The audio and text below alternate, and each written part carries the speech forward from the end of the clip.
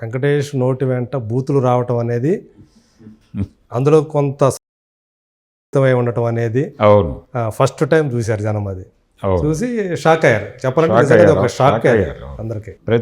ప్రతి క్యారెక్టర్ అంటే డైరెక్టర్ నమ్ముతున్నాడా లేదా ఈ కథని బలంగా చెప్పగలడా లేదా అనేది ఒకటే చూశాడు. ఆ మధ్య కోచ్ క్యారెక్టర్ చేశాడు ఓ సినిమా, అది కూడా ఇలా అనుకుని చేసిన సినిమానే. ఓకే, డైరెక్టర్ కన్విక్షన్ ఏమిటి, తను బలంగా నమ్మితే సినిమా బాగొస్తుందని తను నమ్మేవాడు వెంకటేష్. ఈ నమ్మకంతో చేసిన సినిమాలే ఇవన్నీ తనకు విజయాలు వచ్చినాయి. ఇందులో రీమేకులు ఉన్నప్పటికీ ఏమున్నప్పటికీ అతని జడ్జిమెంట్ జెంటిల్గా ఉంటుంది. చాలా వరకు జనాలను ఎంటర్టైన్ చేయగలిగాడు, ఎమోషనలైజ్ చేయగలిగాడు. కె విశ్వనాథ్ గారు లాంటి దగ్గర పనిచేశాడు అతను. స్వర్ణకమలం తర్వాత చిన్నబ్బాయి అని ఇంకొక సినిమా చేశాడు. నేను ఇందాక చెప్పిన కోచ్ గురువు సినిమా, అవును గురు, ఆ గురువు కూడా ఆ డైరెక్టర్ని నమ్మాడు ఆయన. సుధా కొంగరని నమ్మి ఆ సినిమా చేశాడు. ఆ నమ్మకం నిలబెట్టింది సినిమాని. హీరో క్యారెక్టర్ అంటే ఇలా ఉండాలి అనేటువంటి ఒక గడి కూడా ఏ రోజు గీసుకోలేదు అతను. ఎలాగైనా ఉండొచ్చు హీరో అనే నమ్మాడు. అలాగే తన్ని తాను అంటే ఒక గ్యాప్ వచ్చినప్పుడు నిర్ణయం తీసుకుని రూట్ మార్చడం అనేది చాలామంది హీరోల జీవితాల్లో చూస్తాం. ఇతను అలా గ్యాప్ తీసుకోలేదు. ఎప్పుడు మారాలి అనుకున్నప్పుడు నెమ్మదిగా టర్న్ అయ్యేవాడు. అది కనిపించకుండా టర్న్ అయ్యి ఇప్పుడు తండ్రి పాత్రల్లోకి తాను చాలా పద్ధతిగా ట్రాన్స్ఫార్మ్ చేసుకున్నాడు ఆయన. తన వయసుకు తగ్గ పాత్రల్ని ఇప్పుడు ఆ గురువు సినిమా దగ్గర నుంచి నెమ్మదిగా అలా మౌల్డ్ చేసుకుంటూ దృశ్యం వైపు, ఆ తర్వాత నారప్ప, ఇలా వెంకటేష్తో ట్రావెల్ అయ్యేది జనరేషన్. ఇలా ట్రావెల్ ఇప్పుడు మీకు ఎన్టీ రామారావు, నాగేశ్వరరావు వాళ్ళతో ఏజ్ ప్రాబ్లం ఎప్పుడు ఎందుకు రాలేదంటే వాళ్ళ సినిమాలు సంవత్సరానికి ఒక 5-6 రిలీజులు ఉండేవి. నాగేశ్వరరావు 4 ఉండేవి, రామారావు కనీసం 6-7 ఉండేవి. అంటే సినిమా టు సినిమా జనాలు వాళ్ళతో ట్రావెల్ అయ్యేవాళ్ళు. వాళ్ళ బాడీలో వస్తున్న మార్పులు రిజిస్టర్ అయ్యేవి కాదు. అందువల్ల నడిచిపోయింది. 60 ఏళ్ళు వచ్చినా అది నడిచిపోయింది. వాళ్ళని పెద్ద ఏజ్ ఉంది వీళ్ళకి అని అనుకునేవాళ్ళు కాదు జనాలు. హీరోలుగా నడిచిపోయారు. ఒకవైపు ఇచ్చేస్తానే తండ్రి క్యారెక్టర్ కూడా చేసేసారు. అక్కడ తండ్రి కొడుకులుగా వాళ్ళే చేశారు. అంటే అది శంకరాభరణం తర్వాత వచ్చిన మార్పు. దానికంటే ముందు కూడా కొన్ని సినిమాలు చేశారు. బడిపంతులు రామారావు చేశాడు, ధర్మదాత లాంటి సినిమాలు నాగేశ్వరరావు చేశాడు. ఇదొక పద్ధతి. ఇతను వెంకటేష్ బ్రేక్ తీసుకోకుండా కెరియర్ని అలా మౌల్డ్ చేసుకుంటూ టర్న్ చేసుకుంటూ వెళ్ళిపోయాడు. ఎక్కడా గ్యాపులు లేవు. జనరల్గా కొంతమంది హీరోగా గ్యాప్ వస్తుంది వాళ్ళకి. గ్యాప్ వచ్చిన తర్వాత క్యారెక్టర్ రోల్స్లోకి మారతారు, లేకపోతే విలన్ వేషాలకు మారతారు. ఈ మార్పు కాదు ఇక్కడ. తనే అలా డ్రైవ్ చేసుకుంటూ వచ్చేసాడు. అది డిమాండ్ తగ్గిపోతే చేసేవాళ్ళ పని. అది ఇది ఆయనకు అవసరం రాలేదు. గ్రహించాడు. తను ఎప్పటికప్పుడు తన ఏజ్ ఏమిటి, ఆడియన్స్కి తను ఎలా కనిపిస్తే జెంటిల్గా ఉంటుంది అని ఆలోచించుకుంటూ ఆ తరహా పాత్రలు ఎంపిక చేసుకుంటూ అలా వెళ్ళిపోయాడు. అందుకని ఆ గ్యాప్ ఎక్కడ. ఈవెన్ చిరంజీవికి కూడా ఒక టైంలో ఆ గ్యాప్ వచ్చింది, ఏ తరహా పాత్రలు చేయాలి అనే గ్యాప్. అటువంటి గ్యాప్ తీసుకోకుండా జాగ్రత్తగా వెళ్ళాడు. ఈ జాగ్రత్త తీసుకోవడం వలన 75 దగ్గర ఆగాడు ఆయన. ఈ మిగిలిన 25 అనే టైం వేస్ట్ చేయడం ఎందుకు, ఈ మార్క్ని మనం సెలబ్రేట్ చేయాలి అనుకున్నారు, చేశారు. అంటే ఈ రోజుల్లో సంవత్సరానికి 1-2 సినిమాల కంటే ఎక్కువ చేయట్లేదు కాబట్టి, బట్ ఇంకొక 20 సినిమాలు చేయాలంటే కనీసం ఇంకో 12 ఏళ్ళు 13 ఏళ్ళు ఈజీగా 20 సంవత్సరాల్లో పట్టచ్చు. పైగా చాలా చూసీగా పెడతారు. సెలెక్టివ్గా వెళ్ళేటువంటి హీరోలు. ఈ 100 సినిమాలు ఎప్పటికి మార్క్ అవ్వాలి అనే ఉద్దేశంతో 75 కూడా రెస్పెక్టబుల్ నెంబరే అనే ఉద్దేశంతో సెలబ్రేట్ చేశారు. సెలబ్రేషన్ కూడా బాగా అందరూ వచ్చారు. వెంకటేష్లో ఉన్న గొప్పతనం ఏంటంటే ఒక రకంగా అజాత శత్రువులా ఉంటాడు అతను. అందరితోనూ ఫ్రెండ్లీగానే ఉంటాడు, అందరితోనూ. ఈ మధ్యకాలంలో నాని సినిమాకి ప్రమోట్ చేస్తూ ఆయన ఒక ఇంటర్వ్యూ చేశాడు అతను. రైట్, అవును. ఆయన ఆ హాయ్ నాన్నకి లీడ్ ఇప్పుడు సైంధవ్గా కనిపిస్తోంది. హాయ్ నాన్న ఇంటర్వ్యూ చేసినటువంటి వెంకటేష్ సినిమాలో కూడా ఫాదర్ సెంటిమెంట్ నడవటం. సేమ్ మళ్ళీ అక్కడ కూడా అమ్మాయి ఒక వ్యాధితోటి, ప్రాణాంతక వ్యాధి, ఇక్కడ కూడా పాపకి అలాంటి ప్రాణాంతక వ్యాధే. అంటే 17 కోట్లు పెట్టి ఇంజెక్షన్ వేయించాలి అనే మాట కూడా చెప్పాడు డైరెక్టర్. ఇంకా వేరే ప్రత్యామ్నాయమే లేదు దానికి. అంటే ఆ సైంధవ్ అనే టైటిల్ పెట్టడం కూడా, అంటే టైటిల్ దగ్గర నుంచి మొత్తం కథ చెప్పాడు ఆయన. ట్రైలర్ నుంచి, టైటిల్ నుంచి సినిమాలో ఏముండబోతోంది అనేది కథ చెప్పేశాడు. చేశాడు మొత్తం. ఇతనికి ఒక ఫ్లాష్ బ్యాక్ ఉంటుంది. ఆ ఫ్లాష్ బ్యాక్లో ఏమిటి నువ్వు అని అడుగుతుంది ఆ వైఫ్ క్యారెక్టర్ చేసిన ఆవిడ. వైఫా కాదనేది కూడా మనం సినిమాలో చూడాలి. అసలు నువ్వెవరు, నీ గతం ఏమిటి అనే ప్రశ్న వస్తుంది. ఆ ప్రశ్న ముందుకు వచ్చినప్పుడు ఇతని క్యారెక్టర్ పేరు సైంధవ్. సైంధవుడు అంటే ఎవడు? మహాభారతంలో అడ్డం నిలిచినవాడు కదా మనకి, అర్జునుడికి.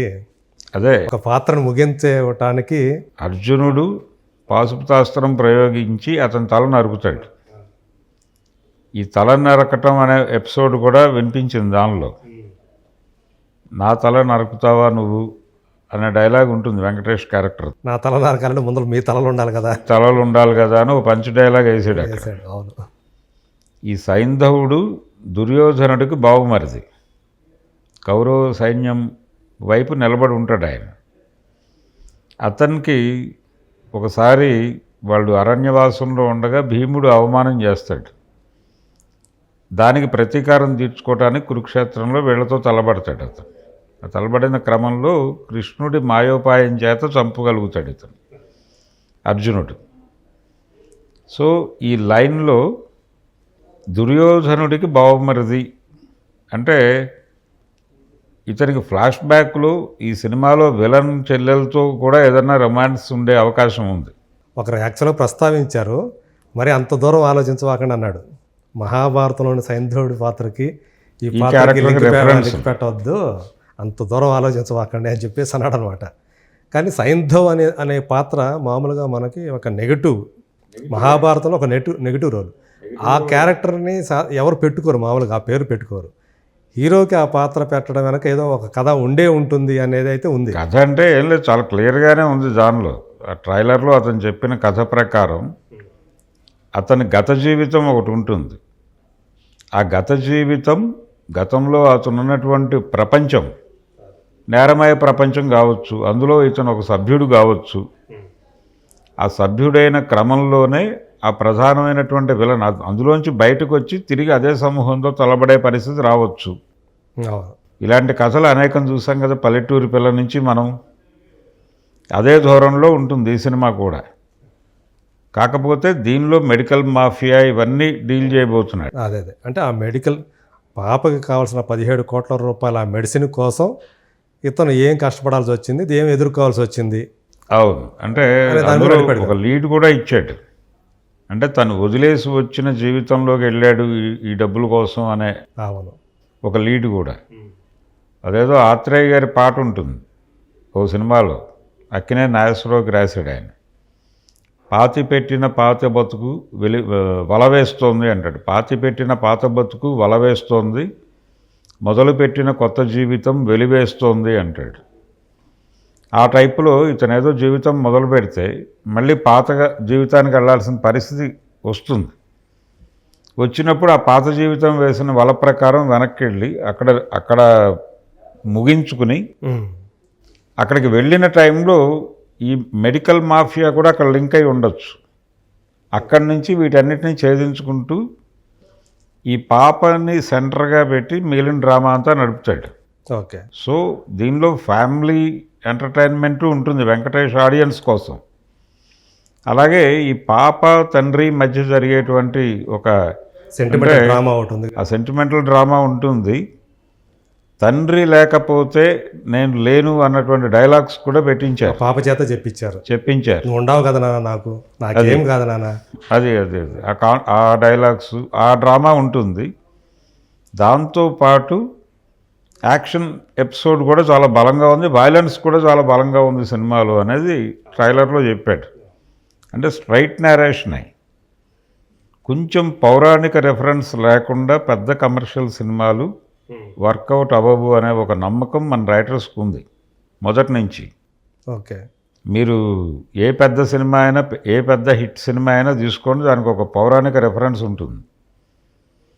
షోలే సినిమా ఉంది, షోలేకి అందరూ సెవెన్ సమురాయి ఇవన్నీ రిఫరెన్సెస్ అని చెప్తారు, కానీ రామాయణంలో రామచంద్రుడు అలాగే లక్ష్మణుడు వీళ్ళిద్దరినీ నాకు ఇవ్వండి, నేను వెళ్ళి అక్కడ రాక్షసులు మా యాగాలని పాడు చేస్తున్నారు, మారీచుడు, మా ఆశ్రమాల్లో చాలా దారుణాలు చేస్తున్నారు వాళ్ళు, వీళ్ళిద్దరిని పట్టుకెళ్ళి రాక్షస సంహారం చేసి మళ్ళీ మీకు పంపిస్తాను అని విశ్వామిత్రుడు వెళ్తాడు. ఈ విశ్వామిత్రుడు సంజీవ్ కుమార్ అనుకుంటే, ఓకే, ఆ రాక్షసులు చంబలవాలి దొంగలు అనుకుంటే, ఓకే, ఈ రామలక్ష్మణులు అమితాబ్ బచ్చన్ ధర్మేంద్ర అనుకుంటే అది బాలకాండే. షోలే అనేది బాలకాండే. ఓకే. కాబట్టి ఇలాంటి రెఫరెన్సులు చాలా సినిమాల్లో కనిపిస్తాయి మనకు. పెద్ద విజయవంతమైనటువంటి సినిమాల్లో పౌరాణిక రెఫరెన్సులు. ఇప్పుడు సతీ సావిత్రే కదా రోజా అనే సినిమాగా చూసాం మనం మణిరత్నంతో. అక్కడ యమధర్మరాజు ఇక్కడ టెర్రరిస్ట్గా మారాడు, అంతే తేడా. మిగిలిన కథ అంతా సేమ్ టు సేమే. ఇలా అనేక సినిమాల రెఫరెన్సులు మనకు పురాణాల్లో కనిపిస్తాయి. మీరు నరసింహనాయుడు తీసుకోండి, విరాట పర్వంలో బృహన్నల అర్జునుడు, ఇతను నాట్యాచార్యుడిగా కనిపిస్తాడు, అవును, బృహన్నలగా, కానీ ఇతను ఫ్లాష్ బ్యాక్లో అర్జునుడు. అదే లైను. భాషా సినిమా తీసుకోండి, అది విరాట పర్వమే. మీరు తీసుకునే మాఫియా సినిమాలు సలార్ వరకు, భాషా టు సలార్ అన్నిటికీ విరాట పర్వమే రెఫరెన్స్. కాబట్టి అలాంటి పౌరాణిక రెఫరెన్స్ ఇందులో టైటిల్ సినిమా కథలోనూ రకరకాలుగా కనిపించింది. అంటే కొంచెం మిస్లీడ్ చేయడానికి మీరు పురాణాలు వెతకండి అని చెప్పాడు ఆయన. అంత దూరం పోకండి, అదొక జస్ట్ మీరు అటు చూడకండి, మేము ఆ ప్రయత్నం చేస్తే చేసుంటామేమో అనేది. నిజానికి అందులో ఒక మజా ఉంటుంది, ఆ మజా ఉంటుంది సినిమాలో.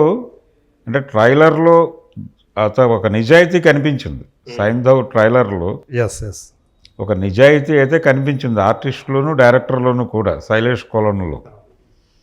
ఇది రేపు 13వ తారీఖు ఎలా ఎమోషనలైజ్ చేయగలుగుతుంది ఆడియన్స్ అనేది చూడాలి. తను 2-3 సినిమాలతో పోటీ పడబోతున్నాడు. గుంటూరు కారం మొత్తం సంక్రాంతికి 5 సినిమాలు వస్తున్నాయి సార్.